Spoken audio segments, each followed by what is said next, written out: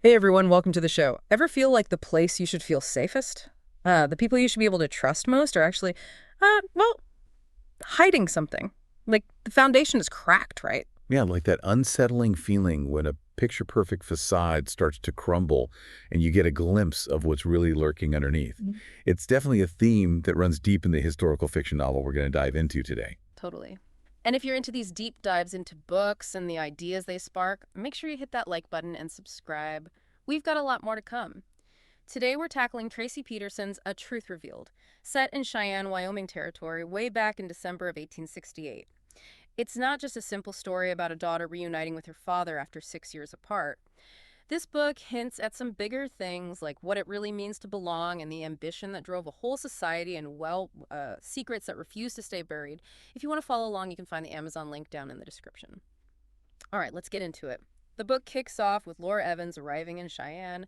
What struck me immediately was just how complicated her feelings about this whole homecoming thing must have been. I mean, home is a loaded word, right? Absolutely. And you have to consider her background. After her mother's death, Laura spent years bouncing between boarding schools. Each one probably offered a certain level of stability, but it couldn't replace a real family, that constant love and connection. So coming to Cheyenne, it's not just a simple reunion. It's this mix of hope and maybe a lifetime of longing for something she never really had. Yeah, and her father, Granite Evans, he seems almost fixated on the present and the future in Cheyenne. It's like he's way more interested in talking about his achievements and plans than reflecting on those 6 years they were apart, or even acknowledging the loss of Laura's mother. You know, it makes you wonder. He's always pushing forward right. Is that just him being a forward thinker? Or is it maybe a way to avoid those difficult memories? Or even to distract from something he wants to keep hidden? His reluctance to talk about their past definitely raises some questions about him right from the get-go. For sure. And you can't miss the contrast. Laura arrives with all her trunks full of personal belongings, like little pieces of her life she's carried with her. It really emphasizes that need to finally put down roots, to belong somewhere after being uprooted so many times. And then there's her dad. He's living in this big house, has a whole staff, the very capable Mrs. Duffy, the stern Mrs. Murphy, and young Curtis taking care of the grounds. It's a far cry from the more modest life they had after her mom passed away. Like his life took a completely different trajectory while she was gone. And if you think about the bigger picture, Cheyenne, in 1868, that household staff, it's a glimpse into the social hierarchy emerging in these Western towns. You have the wealthy businessman, his daughter coming back from a more, shall we say, refined upbringing, and the people they employ to manage their home. It's like a mini version of the social structures taking shape in these boomtowns. And it doesn't end with a big house either. He's already talking about building an even grander mansion. It's as if he needs to prove himself, not just succeed, but to show everyone just how successful he is in Cheyenne. He's driven to make his mark, as he puts it. And Laura finds it a little much, right? Which makes sense.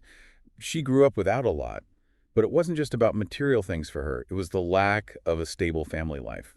So her dad's obsession with status and outward displays of wealth probably feels hollow to her. Exactly. As they explore Cheyenne, Laura sees this town that's being built up so fast. Her father's brimming with pride over its progress and all the luxury goods available. Things he mentions are being shipped in from all over. But again, her perspective is so different. She knew kids at school who were very wealthy. But even those who weren't well off materially had something she longed for. A family that stayed together. There's this one detail that really stands out to me. Laura mentions the lack of trees. It just paints such a vivid picture of a town that's basically been carved out of the prairie. This isn't some well-established, refined community. It's raw and new, still finding its identity. And her father, of course, is quick to point out that he owns a whole city block and he's planning to use brick for his future construction. It's a clear sign, isn't it, that he wants to be seen as a permanent fixture, someone who's here to stay and shape the future of Cheyenne. And his business, his department store that caters to women, open even on Saturdays. That tells you a lot about his business sense. He's really tapped into the needs of this growing community, or at least a part of it. And the fact that it's open on Saturdays, like you said, that's significant. It hints at this changing social landscape in the West. The demands of a booming economy may be starting to outweigh traditional religious observances. It's a subtle sign of the times, right? Yeah, very much so. Shortly after she arrives, Lori gets invitations from two local women, Mary Beth and Melody, to attend services at the Methodist Church. I think this really shows that welcoming spirit you often find in new settlements, that sense of community and wanting to include newcomers. And it brings in the theme of religion and community, which, as we see, becomes really important as the story unfolds. For Laura, it's a chance to connect with people who share her faith, something she's been searching for. But her father, well, he flat out refuses to go with them, which suggests there's some tension there with religion, probably stemming from those tough times he went through with Laura's mother. That feeling of being let down, of not getting the support they needed when they needed it most. Exactly. He's carrying some baggage, right? His refusal to go to church is a big clue about his character. It hints at some deep-seated resentment, maybe even a sense of betrayal, like he was abandoned by both the medical community and the church during his wife's illness. And then we meet Will Porter. He's a recent seminary graduate who's waiting for his assignment as a missionary to the Shoshone people. We learn about his background. His father was a church founder, his own strong desire to serve native populations, and his time serving in the war between the states. He's even planning to have his mother and sister come join him in Cheyenne. Will's a guy with a clear purpose. He's deeply committed to his calling. His dedication to working with the Shoshone, even with all the bureaucratic holdups, it speaks to his faith and his convictions. And his background, with both religious devotion and military service.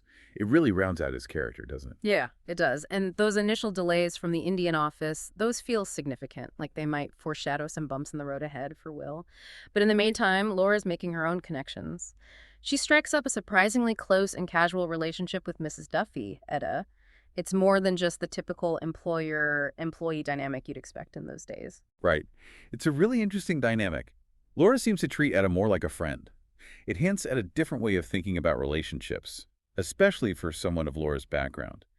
And I think we can guess that Etta becomes a key figure for Laura as the story progresses, a source of support and someone she can confide in.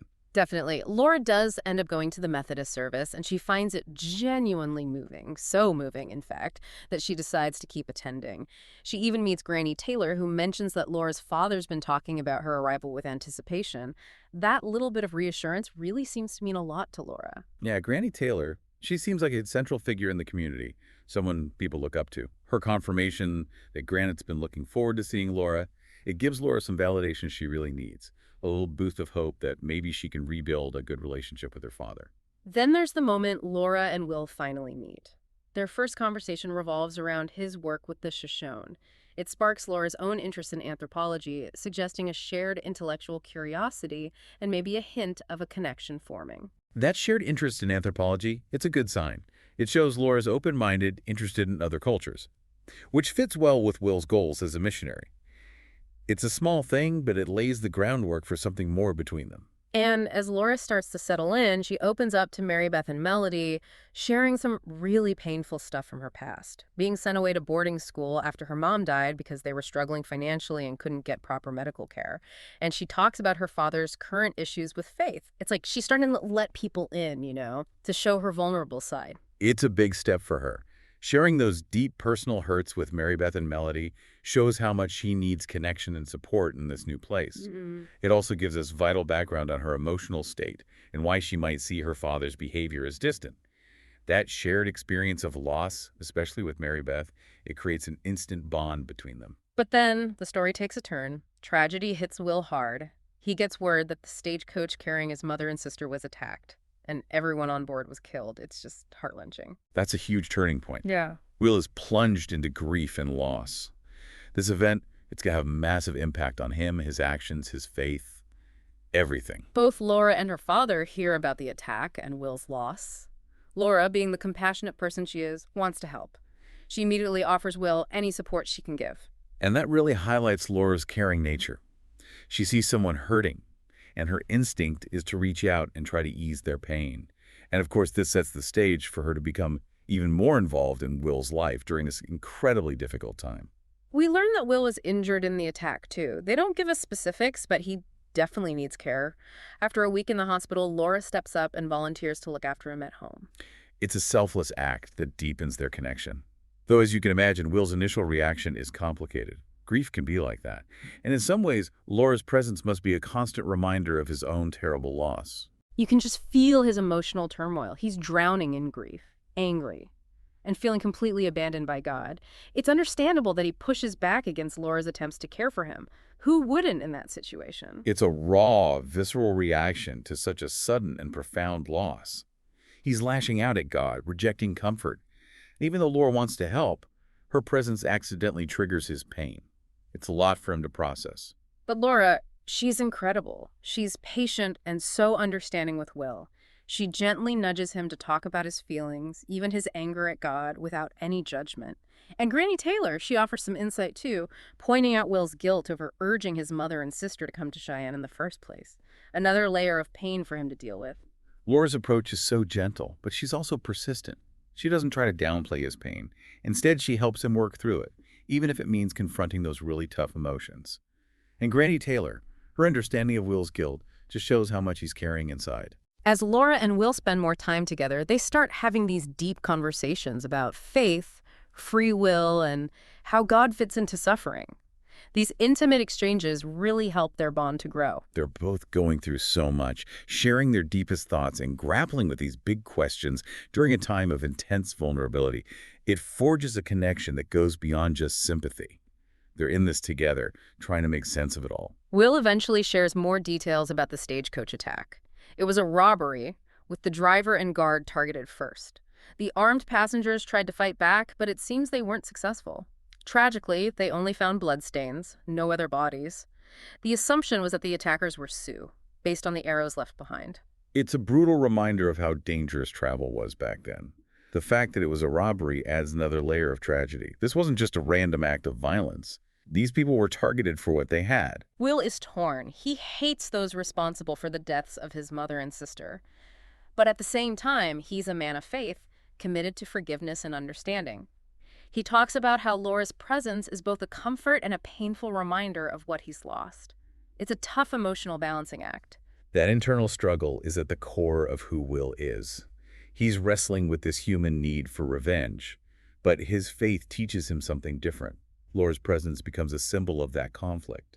She brings comfort, but also brings back those painful memories. Despite his own grief, Will is actively involved in the Cheyenne community. She's helping with church fundraisers, going to local events. She's determined to build a life for herself there and connect with people beyond her complicated relationship with her father. Laura's resilience is inspiring. She's not letting this tragedy define her. Instead, she's actively engaging with her new community. It shows her strength and her desire to create something positive out of a difficult situation. There's this sweet moment where Laura finds a stray kitten and brings it to Will's room. It's a small gesture, but it brings a bit of warmth and connection amidst all the sadness. It's a subtle but powerful moment. That little act of kindness shows Laura's nurturing side, and it creates a tender moment between her and Will. A little bit of light in the darkness. Laura even shares something very personal with Will, a past heartbreak involving a teacher's nephew back in Europe. She explains that it's why she's hesitant to get involved romantically.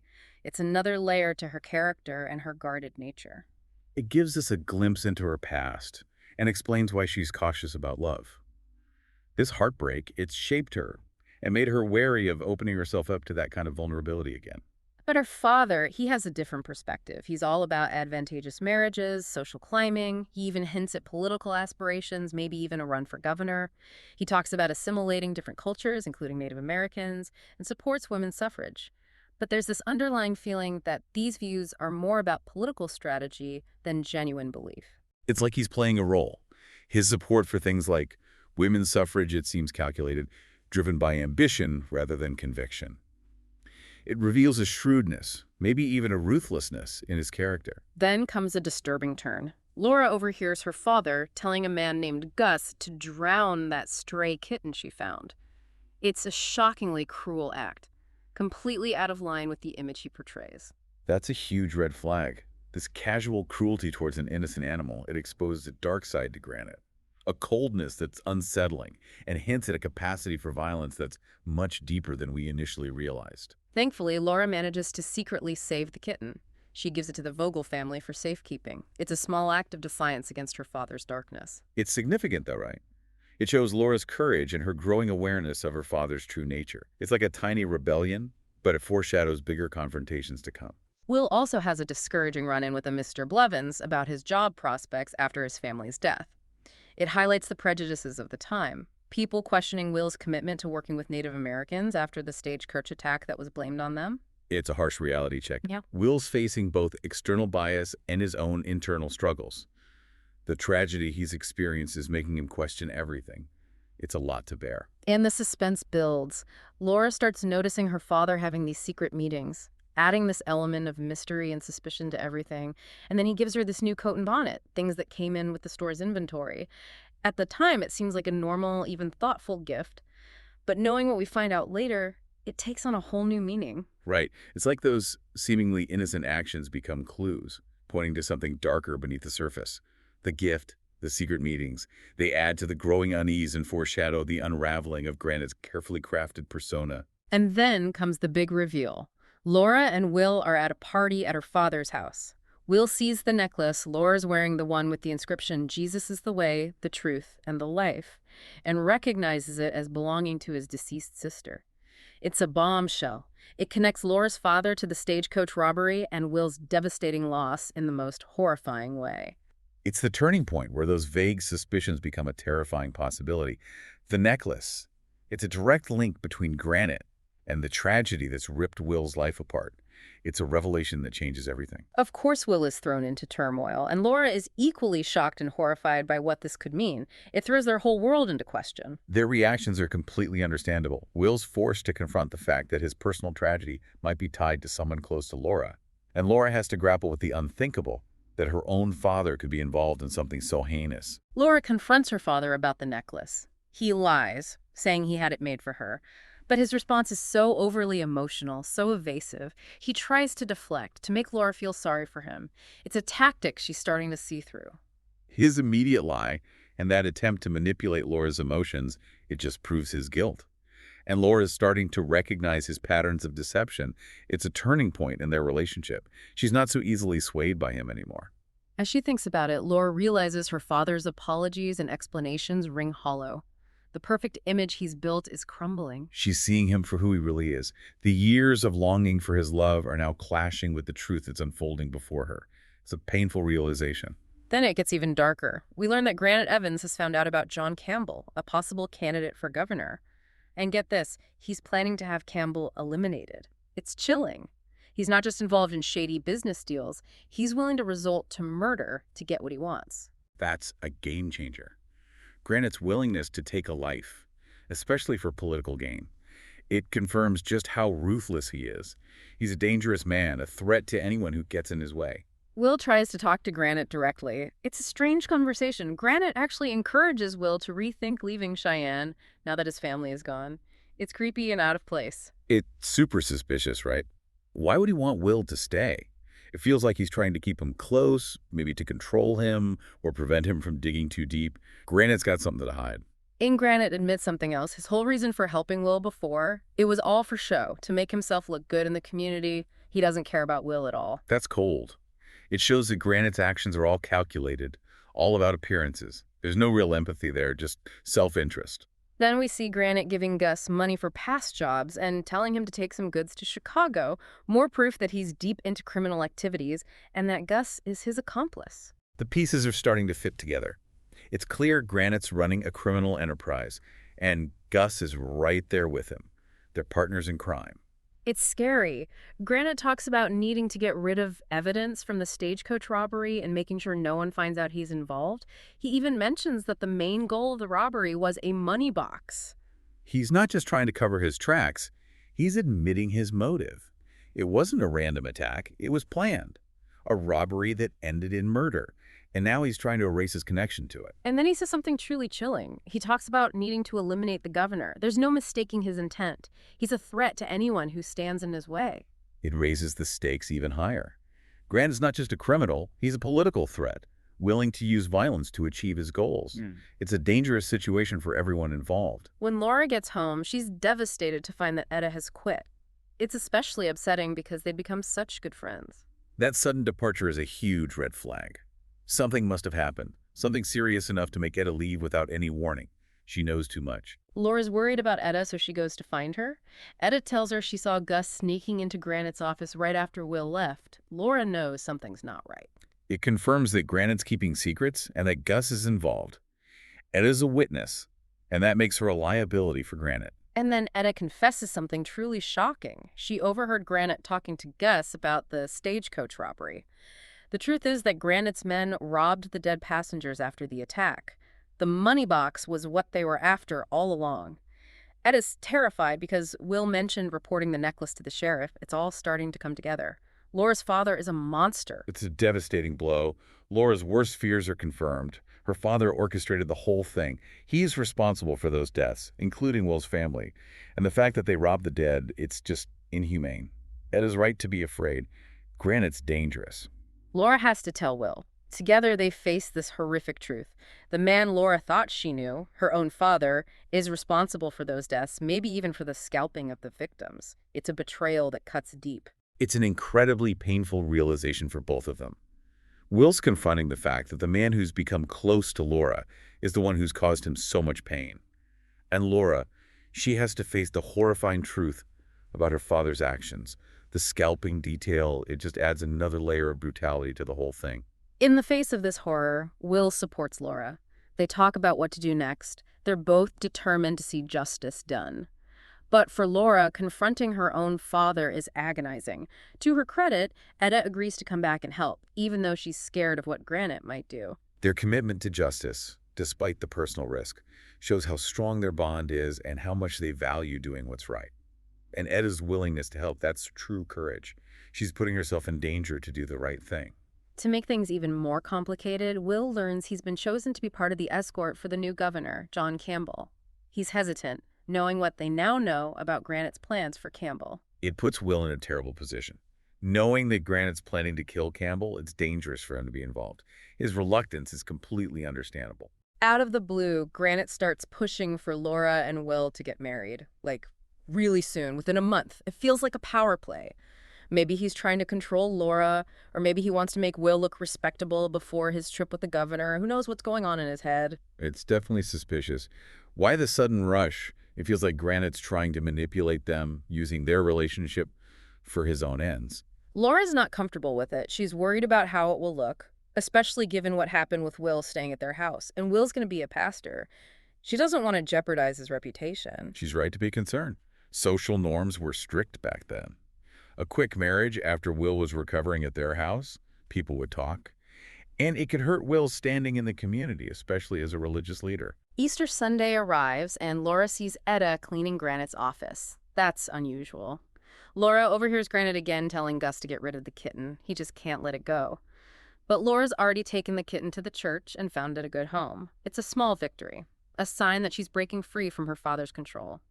The Easter service, with its message of hope and new life, it's a stark contrast to the darkness that's closing in on Granite. It's that battle between good and evil playing out, isn't it?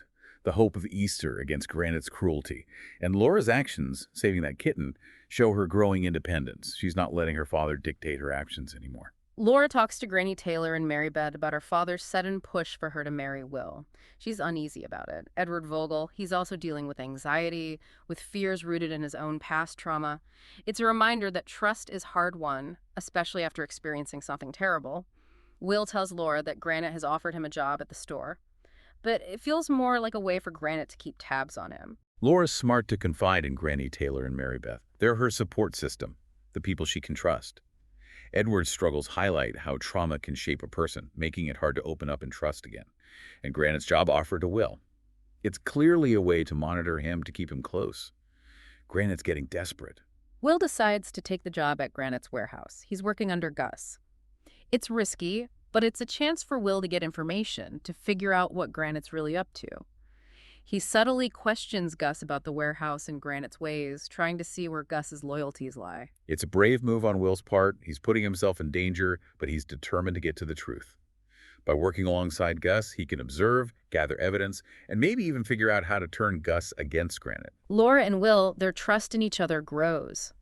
Laura confides in Edward about their suspicions of her father. Will tells Edward about Gus and their plan to find someone who'll testify against Granite. They know they need solid evidence. Laura's scared for Will. If her father finds out what they're doing, things could get dangerous. In the midst of all this, Laura and Will finally admit their feelings for each other. It's a bright spot in a very dark situation. They're becoming a team, united against a common enemy.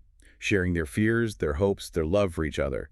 It strengthens their resolve and gives them something to fight for. And then, in a moment of drunken honesty, Granite tells Laura something that changes everything. He confesses he never wanted children. He only married her mother because he loved her. He admits he resented the responsibility of fatherhood. It's a brutal truth that breaks Laura's heart. It's a crushing blow for Laura. The father she's always longed for, the one she's tried so hard to connect with, he never really wanted her. It explains his emotional distance, his decision to send her away. It's a painful truth to process. After that confession, Laura makes a decision. She's going to find her own way in life, independent of her father. She's done trying to please him, to earn his love. It's a powerful moment of self-discovery and growth. She's reclaiming her life, her identity. She's no longer defined by her father's rejection. It's a huge step towards healing and finding her own happiness. As a symbol of their love and their newfound independence, Laura and Will have a quiet dinner together. Etta, ever the loyal friend, wishes them well as they head out. Laura and Will talk about the danger they're in, the need to be careful. Will tells Laura how much he loves her, and then he proposes. He asks her if she'll consider living on the reservation with him. His missionary assignment has come through, and now they're allowed to have wives. It's a beautiful moment of hope amidst the darkness. Their love for each other is a beacon of light in a world that's suddenly become very dangerous. And Will's proposal is not just about love, it's about shared purpose, about building a life together based on faith and service. The trap is set. Edward summons Will to the city marshal's office. They're interrogating Gus Snyder. And here's the twist. He's not who he seems. He's a Pinkerton agent. He's been undercover this whole time, gathering evidence against Granite Evans. It's a twist you don't see coming. Gus, the seemingly loyal accomplice, is actually working to take Granite down. It's a sign that the law's been watching Granite for a while now, and that President Grant is aware of what's been going on. Gus confirms that Granite's been involved in multiple stagecoach robberies, and that he's planning to assassinate the governor. It's huge. He even says that President Grant has been keeping tabs on Granite's activities. The scope of Granite's crimes, the involvement of the Pinkerton Agency, and even President Grant's awareness, it all points to a much bigger conspiracy than anyone imagined. Granite decides to update his will, so he calls his lawyer over. He carefully prepares a will, leaving everything to Laura. He even has Will sign a will, leaving his belongings to Laura, too. It looks like a normal, responsible thing to do. But we know better, don't we? Given everything we've learned, this feels like a smokescreen, an attempt to make it all look legitimate, like he's just a loving father taking care of his daughter's future. But the jig is up. Law enforcement, including Edward and Gus, arrive at Granite's house right after the wills are signed. They're there to arrest him. Granite panics. He pulls a gun on Edward, and in the struggle, Gus shoots him. It's a dramatic end to Granite's reign of terror. Justice is served, but not without a cost. Laura is heartbroken when she hears about her father's death. It's a mix of grief and the crushing realization that their entire relationship was a lie. Even though he was a terrible man, he was still her father. She's lost the only parent she had left, and she's left with the knowledge that he never truly loved her. It's a heavy burden to carry. Faith and Granny Taylor offer comfort to Laura. She's strong, though. She wants to help Mary Beth and Melody, who both happen to go into labor at the same time. It's like she finds strength in helping others. It's a beautiful way for her to channel her grief, bringing new life into the world. It's a powerful symbol of hope and renewal. Laura helps Granny Taylor with the births. Mary Beth has a son, and Melody has a daughter. It's a profound experience for Laura. She's helping to create new life in the midst of all the darkness. It's a transformative experience. She finds purpose and connection in this act of service. It helps her to heal and move forward. Will comforts Laura, and he proposes again. This time, she says yes. She's ready for a new beginning with Will on the reservation. They're building a life together far away from the pain and deception of her past. They waste no time and make plans to get married right away. It's a beautiful ending. They've been through so much together, and their love has only grown stronger. They're choosing to dedicate their lives to each other and to serving others. It's a testament to the power of love and faith to overcome even the darkest of times. So there you have it. A Truth Revealed is a story about family, about the search for truth and justice in a wild and often dangerous place. It's about finding love and belonging in the most unexpected ways. And it's a stark reminder that things aren't always what they seem. It's a story that stays with you. It reminds us that the journey to find connection can be messy and painful. But in the end, the truth, no matter how difficult, sets you free. I couldn't have said it better myself. What about you? What moments from A Truth Revealed stood out to you? Tell us what surprised you in the comments. We'd love to hear your thoughts. And thanks for joining us for this deep dive. Don't forget to like and subscribe for more.